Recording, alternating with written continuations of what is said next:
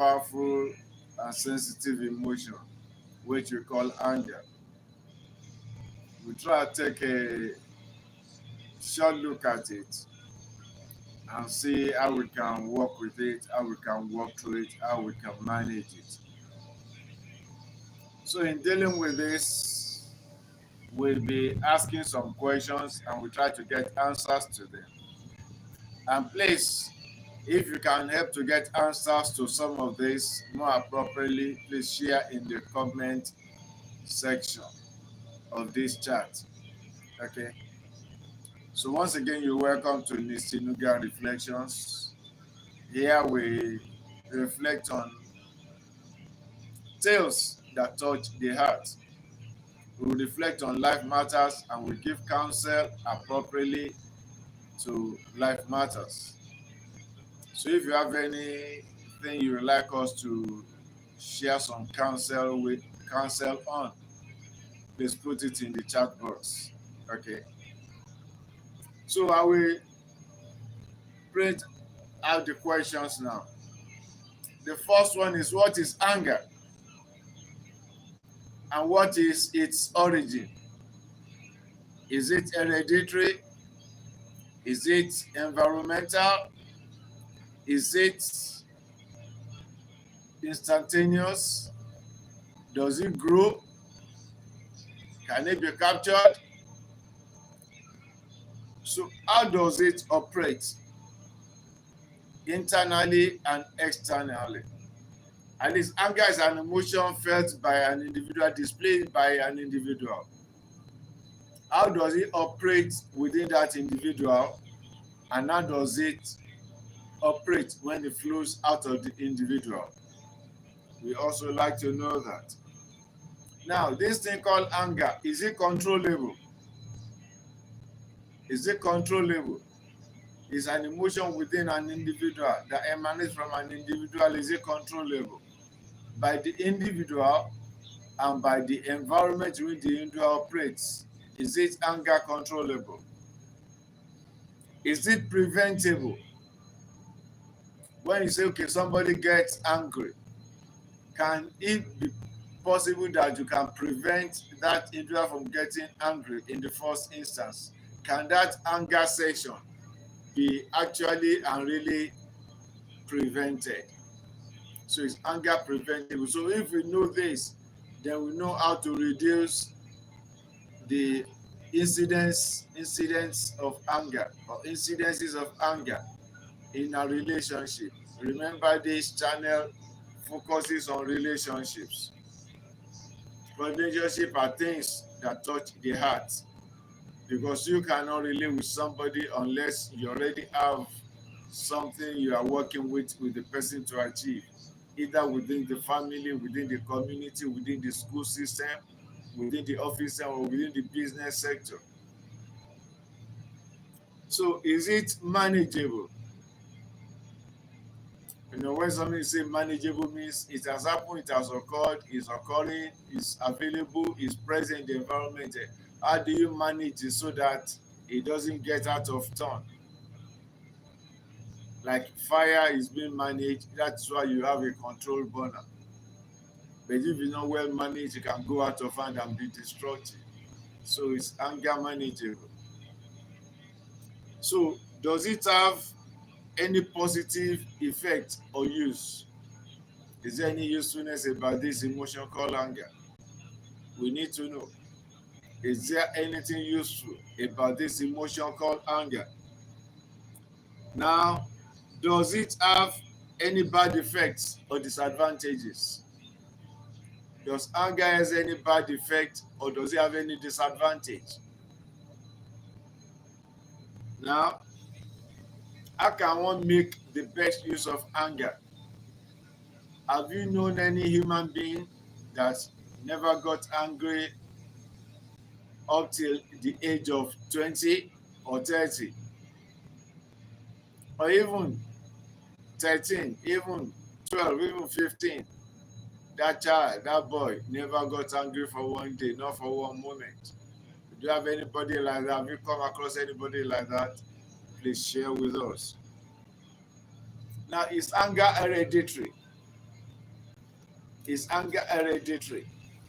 Because they say, like some people used to say in my part of the world, that is southwest Nigeria, there's a particular tribe that claims that in their tribe, anger is part of is part of their makeup. So when they get angry, it is just their normal self. It's just their normal being. It's part of their ways of expressing themselves in situations and circumstances. So it's anger hereditary. Now you are expected to walk through life with calmness, with peace, not with tension. As you know, once you are angry, what happens? You get tense up. What happens? Your feelings, your body start to vibrate and a lot of things like that. Is there peace when there is absolute anger, or when anger is raging, or when anger is brewing? These are some of the questions we ask. So, but this section is focused on how it can be done, how it can be achieved. That in the midst of all this, you be able to maintain your calmness, your peace of mind, and you become unshakable. Because sometimes some people will like to get you angry just to disorientate you, to let you lose focus. And it's your prerogative not to allow that. Your life is yours, your joy is yours, your peace is yours.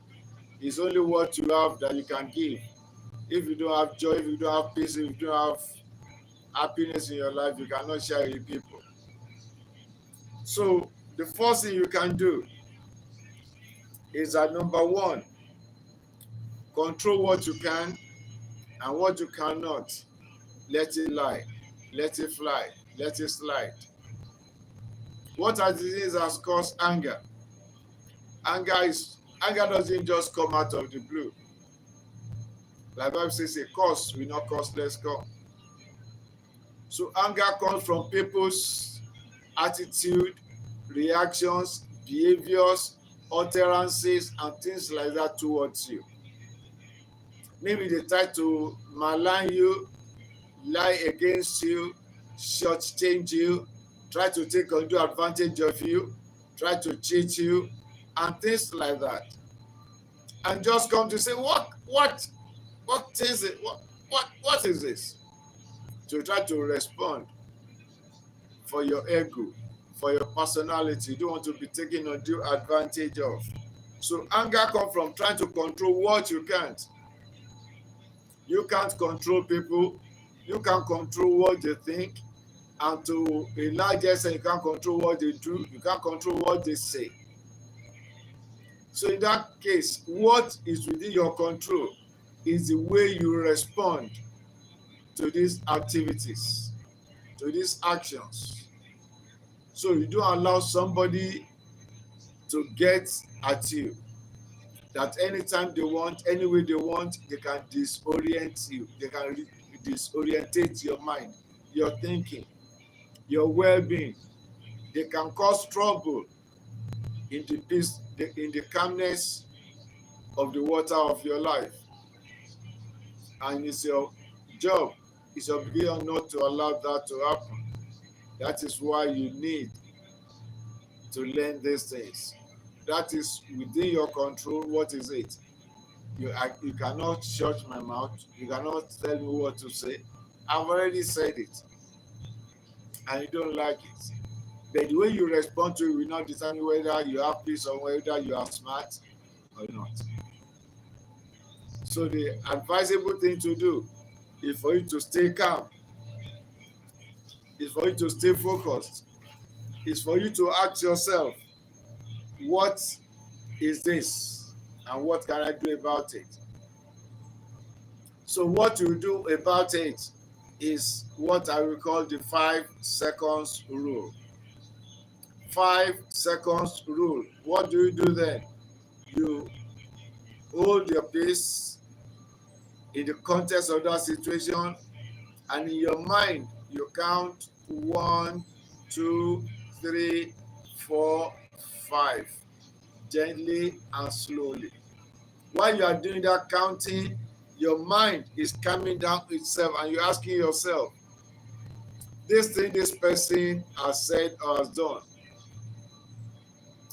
can it have any value when tomorrow comes?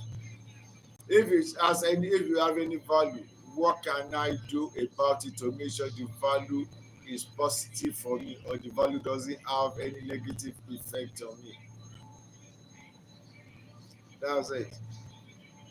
Then the point is you stay calm, and that will help you to be able to think, to rationalize instead of reacting, which you will have done on spontaneous level. So you now respond by making sure you do and say things that make sure your peace of mind, your sanity, your joy, your happiness is retained. At least maintain your calmness. I just watched a video earlier today. It's a recorded video about Denzel Washington with a panel. I think one of the maybe House of Rep or senator, a congressman in the US. That one wanted to get him angry so that he could lose control and balance. So that one is on national TV, said, ask Denzel to go back to the zoo. You know, that's an insult, that's cheeky. That's calling Denzel an animal. You know, they used to say blacks, we live in the jungle in Africa. They say we monkeys, we live on trees. Do we live in a house at all? And things like that. So it was in that light I perceived that he said Denzel should go back to the zoo, that where he's sitting now with the Senate, with the senators and congressmen, and a normal human being is not where he was supposed to be. But according to the reports, Denzel was calm. I perceive he was doing the 5 seconds process. He was able to answer the man logically, that he was able to floor the man, and the man was sorry for all his responses and negative attitudes. So instead of having emotional chaos, you are able to have stability of mind. So another thing you do, where is the third one now, is build an untouchable mindset. You see, why are you here? And why are you doing what you're doing? Because every day I believe you as a human being, you want to become a better person. You want to become a better version of yourself, isn't it? You want your today to be better than your yesterday. And if the Lord tarries, you are here tomorrow. You want tomorrow to be better than today. And in that case, you need all the energy you can, all the resources you can, all the abilities you can gather to make sure you work on that and you achieve that. But somebody or some people are coming to now throw spanner into your wheel of progress. Well, it will not be wise for you to allow that to happen. Instead of you reacting, your response will be calm down and say, okay, you've tried to throw spanner. The point is, what can you do about this spanner? Maintain your focus. Like this is it. We are going higher. I am going higher. I'm going higher, higher every day. You want to get higher. You want to become a better version of yourself. So that is why I say develop an untouchable mindset. That is, you let your mindset be focused on positivity. That's why I like that principle of positivity. The growth mindset. That my circumstance doesn't define me. Where I am today doesn't determine my tomorrow. Anything can happen tomorrow. Positively, I'm working and praying towards that. It is work, watch, and pray. I'm working, I'm being watchful. That's part of what I'm doing. You want to disturb my mind, you want to make me angry, you want to make me say things that I should not say, you won't succeed in that. I stay focused. So you have to work on your mind.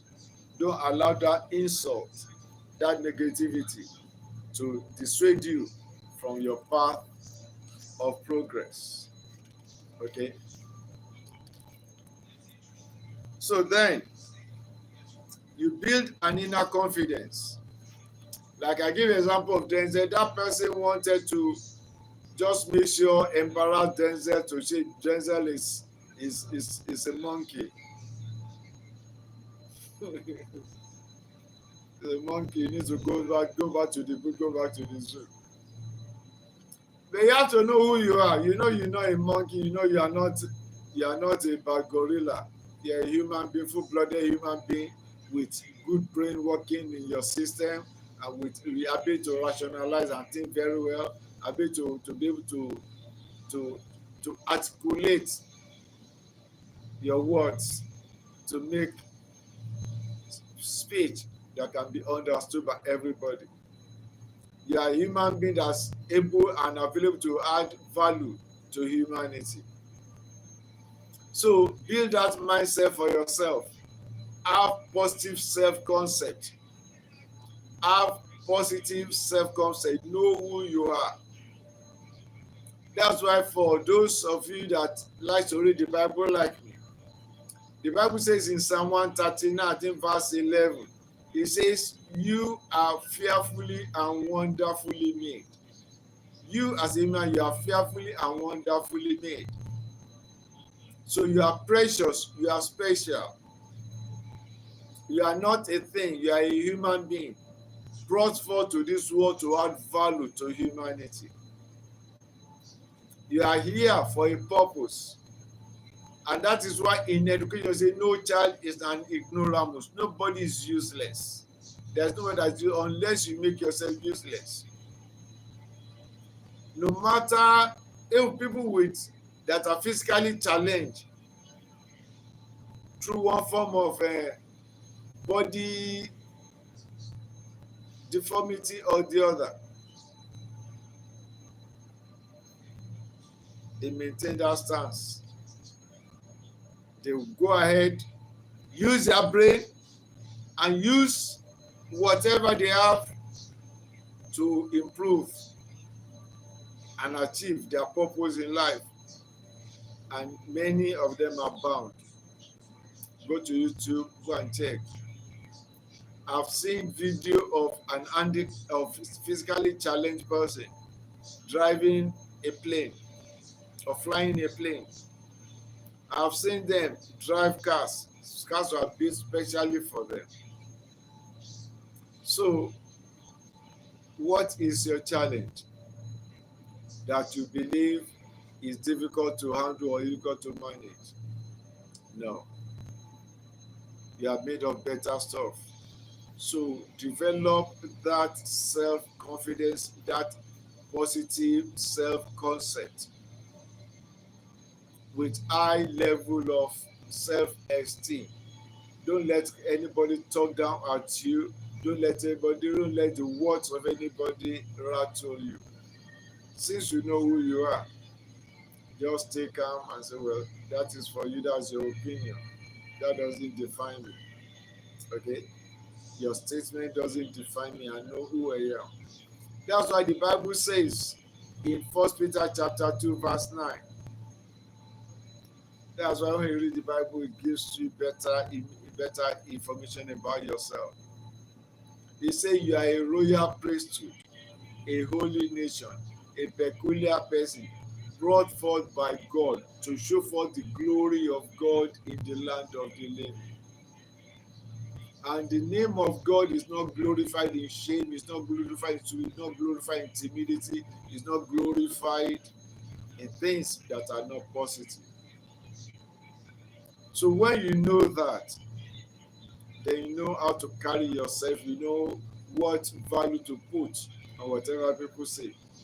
Their statements do not matter. The statement that matters is that of your God, your creator that made you, and that of what you accept for yourself. It says also in Revelation, the book of Revelation, it says, He has made us kings and priests unto Him, unto God. That's why the Bible says, don't call any man on earth your father or your master. You have only one master, which is God. He's the one that has the final say over your life. He's the Alpha and Omega. That's why you cannot rule anybody off. Somebody that was a gate man yesterday, security man at your office. You don't know what will become of that person in 5 years if the other person focus. That person maintain that goal, that person becomes more diligent. Such people, they start to do correspondence courses, improve their academic status, do like that, or they learn some business and so on. They just, before you know it, they're already climbing on the status ladder of life, adding value to people's life. So don't allow anybody. But the first thing is you must know who you are, you must recognize who you are, you must value who you are. That is what counts, and that is what is more important. Okay. Also, you have to make sure that you affirm this to yourself day by day, moment by moment. Okay. We're talking about anger and anger management. So you are not your emotions. Yes, sometimes you get angry, but that doesn't define you. That doesn't say you are anger. No, you are not anger. Somebody just try to push your button to make you do and say what you are not supposed to say. But it's for you to stay in control and say no.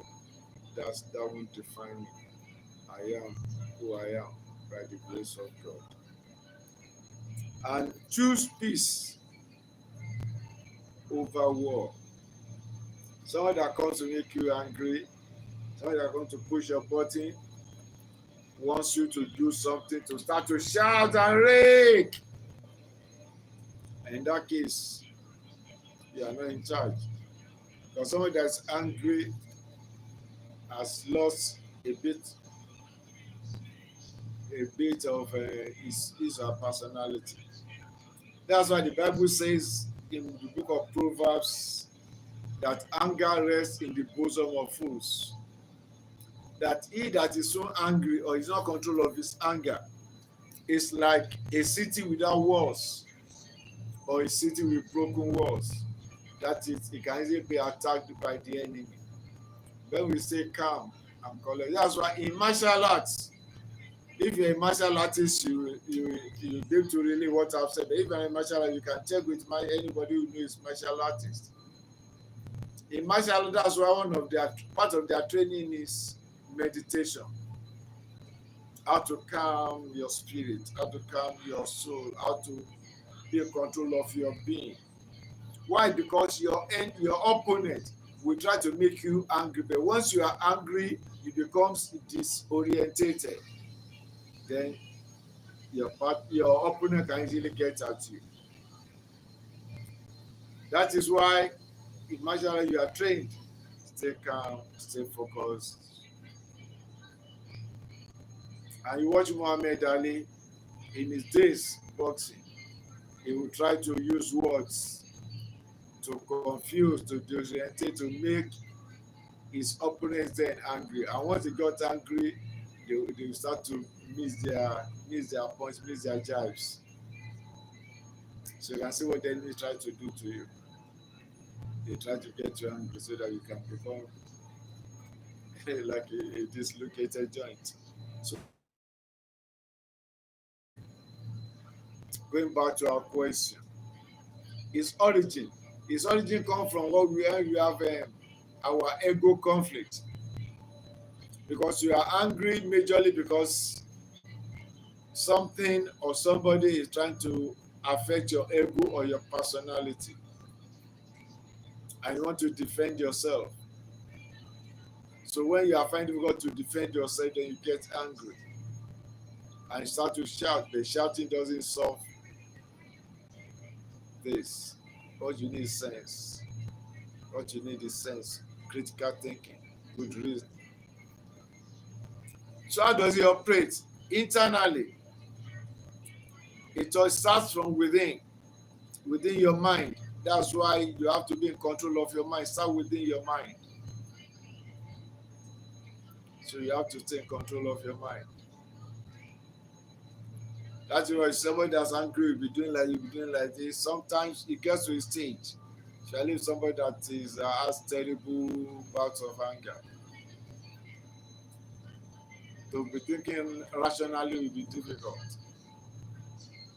So please learn this. And externally, you try to express that anger by directing it into A, B, C, or D, or situation or circumstances or people. In that case, you can say or do things that you may regret tomorrow. But if you are able to be able to control it, do the 5 seconds count, then you be in a better. Sometimes they say it's you walk away from that. That's if you're supposed to walk away from that scene of anger, so that you can really calm yourself. Is it controllable? Yes, anger is controllable. Is it preventable? Yes, it's preventable. Is it manageable? Yes, it is manageable. Does it have positive effects? Yes, to some extent. Because if somebody is trying to do something and you try to tell the person gently, please stop what you're doing, stop what you say, I don't like it, I don't want it. The person probably might not take you serious. But if you just break out in a spout of anger, stop it! I said, stop it! Are you deaf? Don't you dare! And your eyes change. And your body message changes. Then the person will draw back. Say, I'm sorry. I didn't know you ate it that bad. And that's how you tell my students. I say if somebody is trying to do something that is not in consonance with your belief and with your principles, trying to make you do things that may harm you or hurt you today and tomorrow. And you try to tell the person, gently, the person they don't hear, then you can demonstrate, show momentary anger. Let the person know I don't stop it. Especially if you're a lady and a man is trying to just touch you anyhow, and you fall, then you can kick the hand off and let's stop it. Just smile. It's not a smiling, it's not a joking man. I'm not joking. You do that again, you live to regret it. That's right. So then, in that case, and sometimes when your children say, they say, we have made daddy and we have made mommy angry and we are sorry, that kind of thing. So anger has its own use, but it must be done controllably so that you don't do it in such a way that you do something that you regret when tomorrow comes. Does it have any bad effects? Yes. The negative effects are more than the positive effects. Because when anger goes unchecked, a lot of damages are done, both verbally and physically. That's why it must be managed, it must be controlled, so that cases of regret will not come up. How can one make the best of it? That's what I've said earlier. You try and bring it under control and try to use it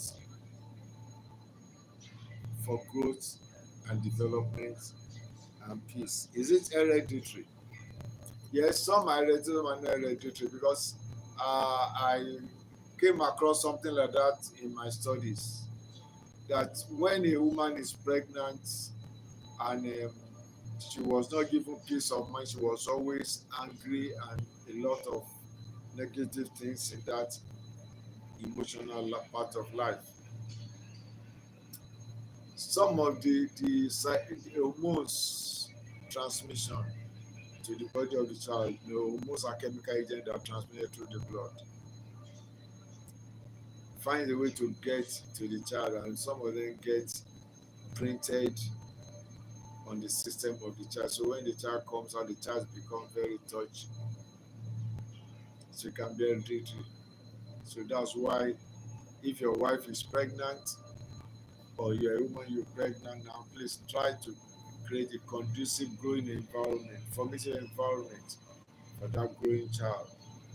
It is very, very important. John, thank you for reflecting with me. Your presence is highly appreciated. So we continue our discussion on anger management and temperament management tomorrow. Okay. God bless you. If you have not, if you have not subscribed to my channel, please subscribe. This is Nuga Reflections. Once again, I restate. We reflect on stories that touch the heart. We reflect on life matters, and we give counsel, good counsel, godly counsel on life matters. Thank you, and God bless you.